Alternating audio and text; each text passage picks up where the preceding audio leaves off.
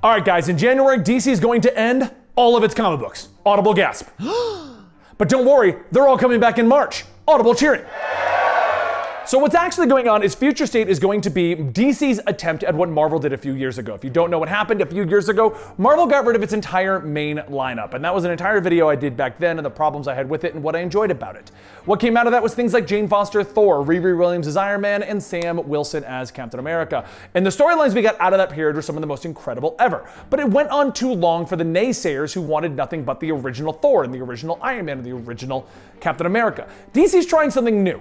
They're doing a 2-month period, January and February, in which we're going to get some changes to the DC lineup. We're going to look at the future of Batman. What happens to Bruce Wayne in 20 years? What happens to Superman in 20 years? It's not Future's End, as that was a dystopian future set in the Batman Beyond future and what had happened there. This is like the hopeful future. We have characters like Red X being introduced into DC continuity. We have characters like Supergirl growing up and becoming Superwoman.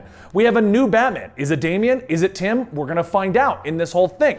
What about Nightwing and his full suit of armor that he's pretty much wearing on top of his actual costume? Or the Far Sector Green Lantern, or a new Green Lantern being the Green Lantern of that time period. We have a brand new Aquaman that has Jackson Hyde, is featuring a team up between Jackson Hyde and Andy Curry. We have Flash, where Barry Allen loses his connection to the Speed Force while Wally West becomes corrupted. So who's gonna be the Flash? We have Teen Titans, where there's going to be a whole new generation of young superheroes becoming the Teen Titans, and Shazam. So there's a couple of reasons why Future State is awesome. First off, they're trying out a new style of comic book. And if you like what is done in manga and magazines over in like Shonen Jump, it's an anthology series. So they're coming out with a series of anthology books all about new superheroes in the future. And if any of you like them, like a Gwenpool situation, there's a chance that they'll become an ongoing series in the DC continuity. They're also doing your traditional comic books. We're getting 4 issues of Batman over the course of January, February. We're getting 4 issues of Superman over the course of January, February. We're getting all of this showing the future of the Superman family, the future of the Batman family. We're getting the anthologies and the future. So on a publishing side point, this is an amazing way to test things out because you're like, hey, are people gonna like the anthology series? Hey, do people wanna know about the future of the DC universe? And this gets rid of something I complained about twice last week, circular storytelling.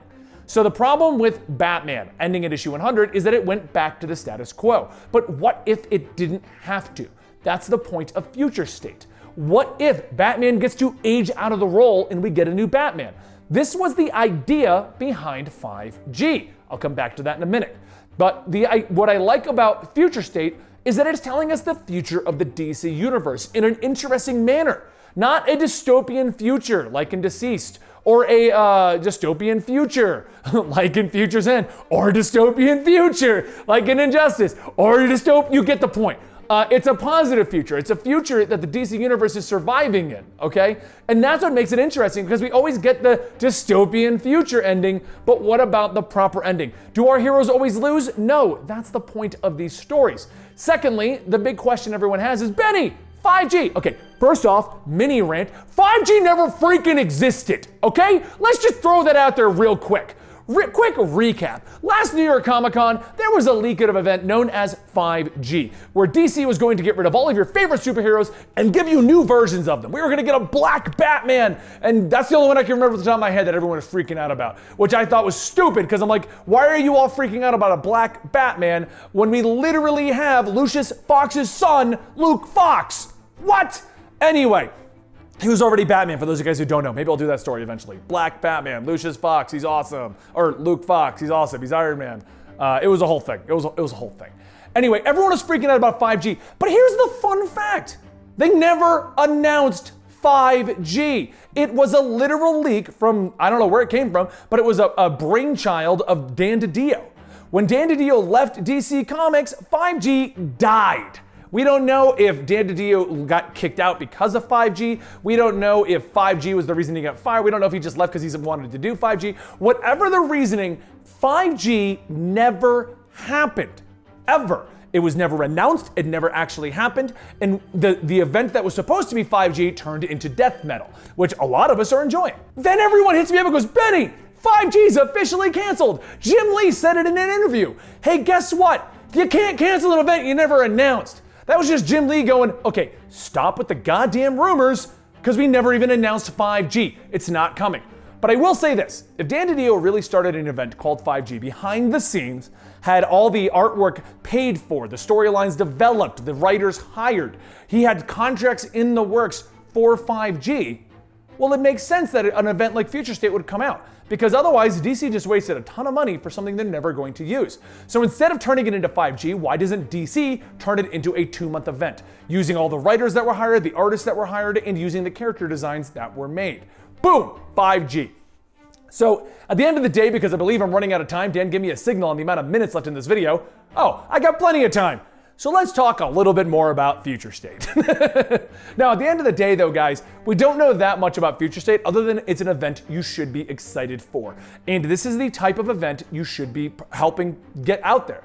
If we can get more anthology stories from DC by showing that we're willing to pay for those, get the anthology stories, that means that we can get more stories about characters that are not Batman, Superman, Robin, Nightwing, Green Lantern, Flash. I would say Green Arrow, but no one cares. No one ever cared. He went by the name Arrow, and that was the only time we ever cared. But you know what I'm saying. The point I'm making is we can get more obscure characters like Red X. We can get Spoiler. We can get more characters out there. I want to say Red Hood, but he's not obscure anymore. Red Hood's very popular at this point. I hate to say it, guys, all of us fans of Red Hood who were like, nah, we like the obscure Batman who kills. 1, he doesn't kill anymore. He hasn't in a very long time. 2, he is not obscure anymore, man. I don't know if you're aware of this. There was this game called Arkham Knight, kind of made him famous again, more famous than he already was. It's a thing. It happened. Now he needs to get rid of the Casey Jones mask and go back to the recognizable Red Hood. Anyway, that's a different rant for a different day. This is the future of DC. If you want them to progress storylines past circular storytelling, if you want to see more obscure characters coming into existence, getting their own time in the spotlight, if you want to see stuff like that, this is the event we need to be helping support. We need to be buying these books. We need to be getting out there. And on top of all of it, I don't care at the end of the day because I'm just super curious what's going on with a positive future for the DC universe. Future State looks amazing. Yes, we'll be doing the complete stories for a ton of those books. Don't worry about that stuff. And let me know in the comments down below what you think about the idea of Future State and where it's going. I don't have that much more to say about this because everything that is not published by DC already is just rumors and hearsay because we don't know anything about Future State other than it's in the future. All the rumors are based on artwork, like Wonder Woman having a utility belt and stuff like that. We're guessing, guys. But oh my God, is it some of the most fun I've had guessing at something in DC in a long time. Don't forget to check me out over at twitch.tv/Comicstorian Gaming on Saturday and Sunday. But you can also catch us live doing podcasts every Tuesday and Thursday over at Comicstorian. If you go to Twitch and search Comicstorian, both will come up. You can see us doing various things over there. Don't forget to follow those, and don't forget to subscribe and hit that like button right here at the Comicstorian channel. And let me know the next thing down below you want me to talk about, and also your opinions on Future State. Thank you, and good night. New York. I don't live there. I'm in Colorado.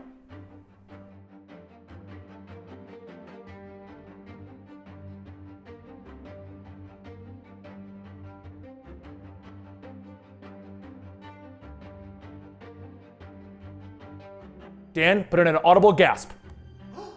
No, like what in the... I'm sure you can play with that. All right, everyone watching this, Dan's gonna have to leave some form of segment in this. I said Dan put in an audible gasp. Instead of putting it in, he audibly gasped behind the camera. I don't care if this is a blooper at the end. You have to put this in now, Dan.